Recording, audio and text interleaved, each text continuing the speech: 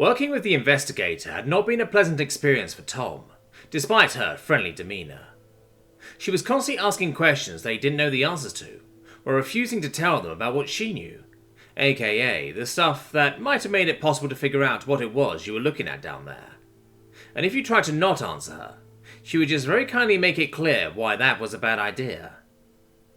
They had found some interesting things to be sure though, mostly on mining, though there were some very handy things on metal refining which Tom hadn't really considered yet.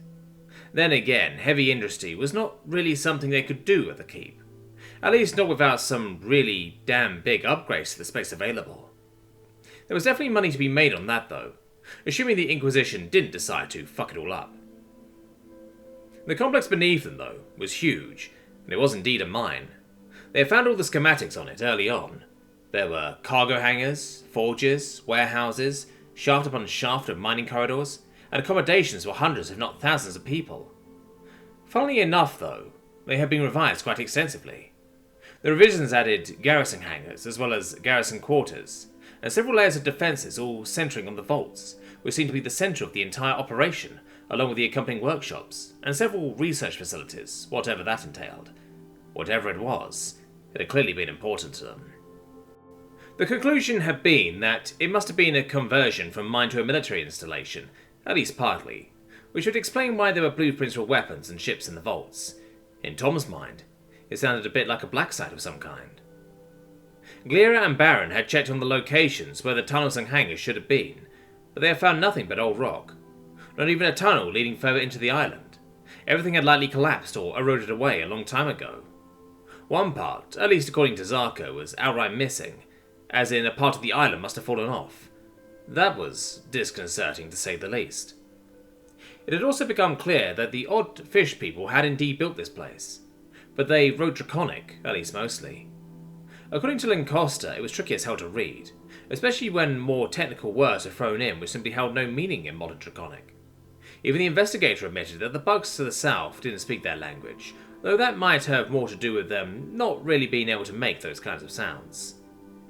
When Tom had pushed for more, she had simply stated that was outside her repertoire, and he should get back to work. He managed to ask Lancaster in private at one point though, not that she was much help either. All she knew was that there were bug-like people that lived to the south. They were exceedingly hostile in 99% of situations, and they were very territorial. There had been clashes along the borders, which almost universally ended poorly for the bugs, but assaulting a hive was considered suicidal due to the sheer numbers involved. The result was a near-complete stalemate, with neither side seemingly interested in taking ground. The worst part of the last week, though, was when the Investigator went to the keep. The subject of discussion inevitably fell onto his stuff. Funnily enough, she didn't seem to care much about where he was from or what he bought, only what he knew and, specifically, what he knew how to make. This was, of course, rather complicated by the fact that she didn't want to tell him exactly what it was she wanted made unless they had found it already. So it kind of devolved into a guessing game of him trying to figure out what she was on about. He had done his level best to limit what he told her to the same level as what had been found in the vaults. That idea crumbled in his hands when Holdy asked if they could watch another movie today. In hindsight, he really should have seen that one coming. "What is this movie?" the Investigator questioned in a friendly tone, looking to Holdy, who happily replied, "Moving images on the wall. Sound too. You can come watch." "I would very much so like to," she responded, looking at Tom with a piercingly curious expression and a slight smile still on her face. "I guess it's movie time then," Tom just went with a nervous chuckle. "I'll go get the projector." "I take it you brought this film projector with you?" "It's not quite a film projector. I'll just show you," Tom replied, gesturing towards the door. Oh god, what to show them? What the hell is both kid and Inquisition friendly? Tom moved them all to the children's bedroom where his cape was hung up on the wall, much to the Investigator's bemusement. "I'll just go get it real quick." He had ever so slightly expected Pauline to protest, but she seemed sufficiently busy with the fact she was currently in a room full of kids who found her very interesting. Thank God for kids. Tom just heard Wiperna ask, "Is it true you kill people when you were bored?" as he shut the door, making his way down the corridors. As luck would have it, he ran face first into Rachuk, coming the other way almost immediately. "Quick, Rachuk, what kind of movie do you show an Inquisitor?" Tom went, grabbing the surprised guard by the shoulders. Rachuk just blinked a few times, looking at him like he had just asked him why the moon had fallen down. Like alone to herself or what? No, in a room full of kids. Well, that turned Rachuk's face into one of near enough total horror. How the hell should I know? Just think of something, he countered, looking at Tom wide-eyed. Right, okay. You gotta keep them entertained, I'll be right back. Wait, why me? Rachuk shouted out, as Tom just bolted down the corridor. Okay, kids movies. Not Nemo, We Found Fish People in Ocean Scary. Cars? Fuck no, too many questions. Do I even have that? Atlantis, maybe? No, submarines would scare shit out of the kids. Fuck. Treasure Planet, yes. That will work. God, it's almost too meta. Screw it, I must have that somewhere. It took some digging on the hard drives, but eventually he found the precious file. Awesome, right. That should fit right on. Even she must be able to tell that it's just fiction. Fuck, I hope so. Oh well. Tom went to himself as he packed up what he needed. When Tom made it back to the kids' room, he found Rachuk in the middle of planning strategies with the investigator on the floor. Kids arguing wildly as to which side would win a given encounter. Tom, even you would know this. You can't just put militia bowmen in a parapet and expect them to keep firing after their friends are overrun. They would break.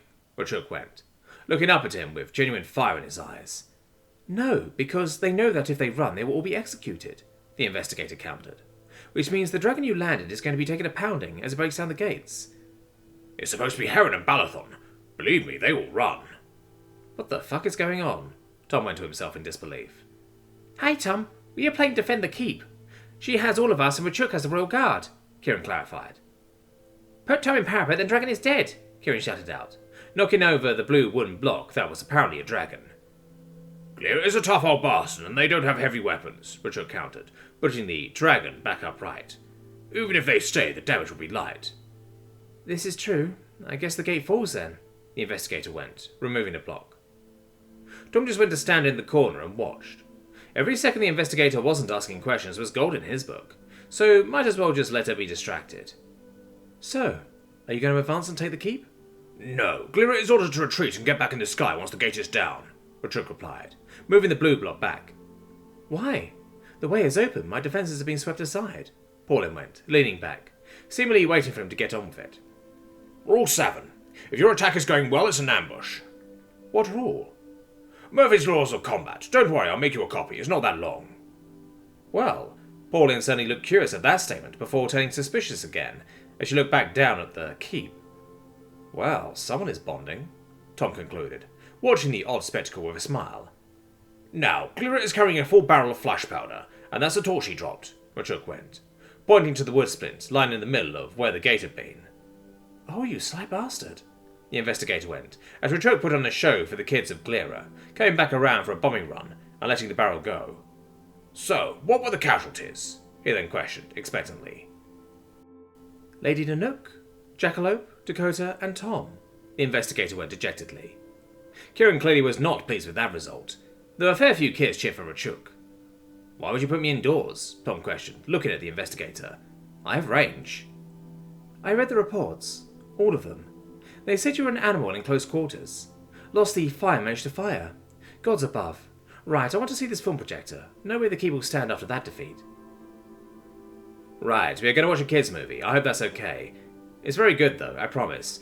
Oh, and it's in my language, so just lean back and watch the pretty pictures. Tom went, in his most diplomatically convincing tone. Do I look like a child to you? The investigator questioned, looking very unimpressed. Tom took a second before answering that one, looking at her, sitting on the floor next to a pile of wooden play blocks. No, definitely not. That's probably not the most convincing thing he had ever said, but he needed to set this up. The investigator seemed more interested in the projector than any perceived insult, so at least that was good. No film rolls? No, it's digital. What the fuck? She knew what a film projector was? As in what one looked like? Shit. Digital. Right. Gonna be honest, that's a bit beyond what even I understand. It's essentially a thinking machine that runs on lightning. It's very complicated. So, little like an autonomo in a sense.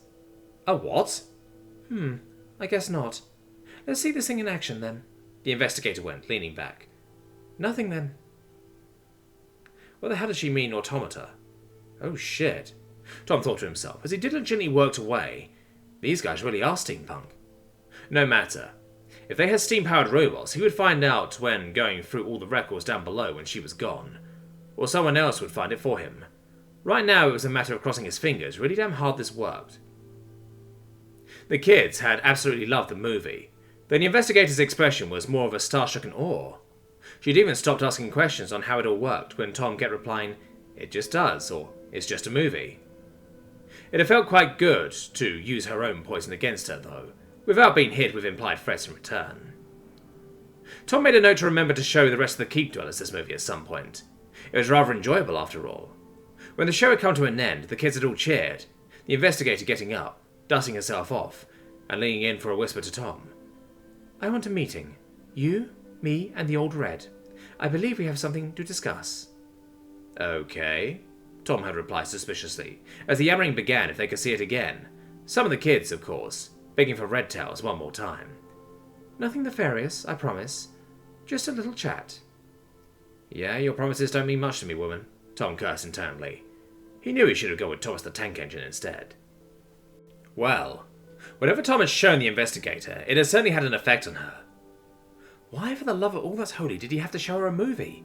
Saf cursed, as she cut away at the freshly slaughtered deer that was going to be cured and smoked in preparation for the festival. It was his own fault, though, that he had now become the personal escort of an inquisitorial agent, so she could get what she wanted out of him before her imminent departure. The investigator had eased up somewhat on the implied threats, though, so there was that. Probably because the investigator had finally figured exactly how useful Tom could be. If that rubbed off on the rest of them, Saf wouldn't mind. But if he became too useful, it might just be worth it to snatch him away. Hell, that was probably already the case. Dakota had theorized that Tom's reputation probably has something to do with the fact that they hadn't tried to take him away already. A weak-willed academic would be a lot easier to bend to your will than a fearsome warrior, after all. That and convince if what the investigator had said was true, obviously. On the convenience front, Michael had proven remarkably handy. Saf almost felt a little bad about having a royal guard do the dishes for her, while she was busy teaching Bo and Foe how to properly butcher a deer. "I think I fucked up again," Foe went from where she was working next to Sapphire. "Right, let's see it then," Saf replied, looking over. "Nah, that's fine. We are cooking these whole. You did kinda ruin a nice cup of rump, though." "Well, we can't all be perfect," Foe protested, as she stood back to let Saf try to fix her mistake. "The least you could do is pay attention." "No, but it pays to try," Saf replied with a sigh. "Now we need to get all those membranes off. They taste nasty. You'll go." "You mean like when we start hunting with the shotguns and fill the meat with metal?" Foe replied, as she slowly set to work removing the membranes. "We aren't going to be hunting with them. Lead is bad for you. Maybe when Tom figures out how to make steel shot. Now don't push it in. You'll nick the meat. Drag the knife. Is that thing even sharp?" "I'm doing it. And yes, of course it is. Do we get to use the guns on the investigator?" "No, of course not. And she'll be gone before they are ready. I don't know if they are going to give some to Deriva, though. Probably not yet, though," Saf replied, taking the knife to Foe's evident annoyance. "It's not sharp and you blurred the edge, honestly," Saf went, lowering the blade with an exasperated sigh. "Fine, you sharpen it then," Foe replied grumpily, crossing her arms in protest. "No, you do it. Here's the stone. Now do it right. Or you're not paying attention." Foe didn't reply as she took the sharpening stone and sat down on the stump to try again, roughly running the stone down either side of the blade. "Don't let Shiva see you do that. Be gentle with it. It's a precision instrument, not a club," Saf went, her patience straining a little. Foe just grumbled some more in reply, as she at least tried to do it more gently. "Why wouldn't we give them to Deriva? Or, well, sell them?" Bo questioned from her station, where she was making excellent progress. "Because they are all going to die and give them to the enemy, and they are fucking broke," Foe added, as she checked the edge of her blade, incorrectly. "For fuck's sake," Saf cursed to herself. "Right, firstly, those are not only people but friends you are talking about. Secondly, learn to check a damn edge is not hard." "What? I'm doing it." "Like this," Saf went, holding the end of the knife. "Against the side of the edge, not along it. If you actually managed to sharpen that thing, you would cut yourself." "That's how you know it's sharp?" "For the love of all that's holy," Saf called herself from launching into a lengthy tirade, instead just taking a deep breath. "Try mine. Feel how it digs into the skin when you do this. That means it's sharp. Yours is not." Foe tried it with both knives and reluctantly handed back Saf's blade and went back to her own, going more slowly and carefully. "Right, there you go. I'm going to put in a vote that you join them in fighting next time." "Why, don't they need a hand?" "No, but you sure as hell do. It feels like you need to learn it the hard way. Oh, sob sob, Fo replied sarcastically, still looking down at her knife. Yes, you will be, all night long. You better pray there's someone who loves you at that point, or else it's going to suck a lot. I got Bo, Fo replied, seemingly not worried in the slightest. I will take on no such responsibility, Bo replied, as she was finishing up her deer, Saf going back to her own. If you break down, I'll get you into bed, but that's it. Aw, I love you too. The investigator had gotten her little private conversation with Tom and Baron. That is to say, the three of them were currently in an open field away from just about everything. In a move that had surprised exactly no one, well, at least not Tom, she had just started asking questions about some of the designs they had found below. A few copies had been brought up under the supervision of the investigator. Interestingly, they were all ship designs. What caught Tom off guard was when Baron joined in. He just asked question after question about what it was they were looking at on the various sketches. Curiously, the dragon seemed to know more than Tom on some points, correcting him on the propellers having reversible pitch on one of the ships depicted. He also stated that they were capable of much higher degrees of elevation than Tom had thought possible. Then there was the fact that the dragon clearly preferred one of the drawings when it came to asking questions. You've seen one, haven't you? Tom finally asked, crossing his arms, refusing to answer any more questions. Baron seemed less than pleased with the question, averting his gaze before looking at the investigator, replying with venom in his voice. I'm not allowed to answer that, I think. You may answer. I think Tom here might know more than even you on this particular subject. It would seem his people have also dabbled in airships. Oh, you have got to be kidding me, Tom cursed himself. I showed you a goddamn kids movie. Yes, I have seen one, Baron replied reluctantly, looking back to Tom. Hang on, you are, 400 and something, right? 478, the dragon replied pointedly. These are supposed to be thousands of years old, Tom went, trying not to sound too confused, gesturing at the drawings. I am aware. Someone built one? Tom questioned. He couldn't see how that could be possible, unless the dragonettes had regressed a lot over the last few hundred years. It hadn't sounded like that, though. Either that, or they were lying about what kind of infrastructure was available in the capital. No. Seth and the others wouldn't do that. No, they found one. Or stole one, I don't know, Baron replied, getting up and turning his back to Tom. They are machines of death, I will give you that. I have only read the reports and some of the fairy tales that resulted from that incident. I would love to hear a first-hand report, the investigator added, rather leadingly. Well then, you better go look for someone to give you one. I'm not discussing that day with the likes of you, Baron replied, swinging his head down to stare at the investigator. I have kept my promise to you for centuries. I have spread your lies. You can't have both that and the truth. That certainly rubbed the investigator the wrong way, though she did not protest. Earn my respect, and you might get to hear that one. For now, do your job, and do it well. The dragon finished, raising his head up to loom over them once more. Understandable. I guess I'll do the honours then, Pauline replied, turning away from the dragon to look at Tom. A bit over 400 years ago, if my memory serves, a ship came down from the north in the middle of a large-scale war with the forces of the dark. Original reports indicated it was made of metal and fire. Most believed to be some kind of infernal machine forged with heat and hate, far beneath the waves, but we knew what it was. It carved a path of destruction heading for a place it could not be allowed to reach. Baron was sent as part of the force to stop it, on the brink of its destination. So you want to share some secrets but not all of them? Baron questioned, sounding exceedingly unimpressed. The investigator looked almost equally annoyed as she scowled at the dragon for half a second. It was headed for Carthaga, our most northern city. Specifically, we believe its destination was the inquisitorial vaults beneath the city. With only 6 cities standing, we've had to make use of what we have available. Sounds like you used to have more. We did. There used to be dozens. We lost 3 in that war, including Carthaga. That is the only one we have managed to fully resettle since then. Why? It sounds like you have plenty of people. Yes. And what happens when you send thousands of people to a place with no food and little shelter? Right.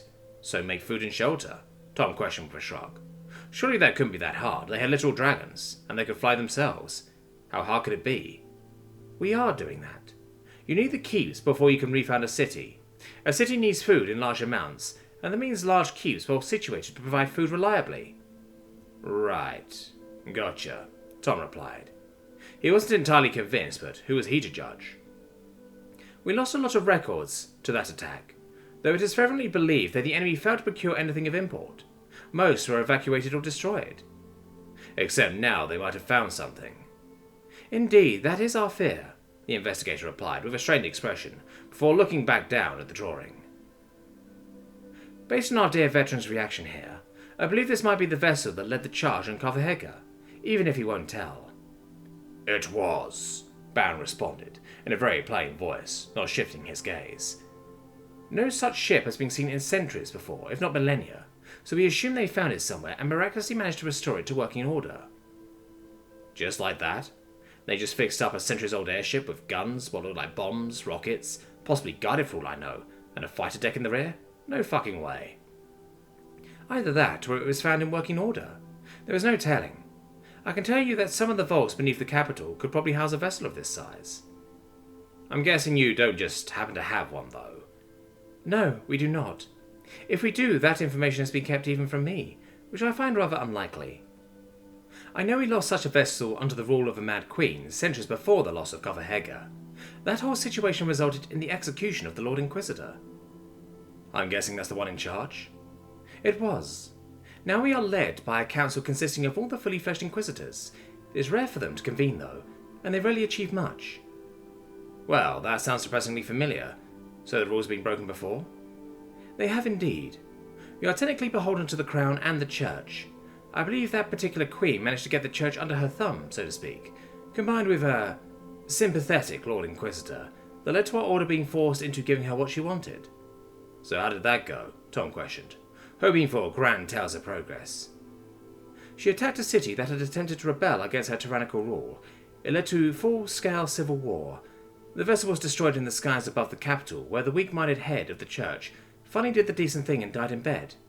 His successor was not of the same opinion regarding the ship's use of holy technology, leading to the weapons meant to defend the city being turned on the ship. Hang on, your church is armed? With something that can bring down a ship like this? Oh, the defences Linux talked about. Tom went, realising the subject matter. I don't know what you know about those defences, the investigator responded, narrow-eyed.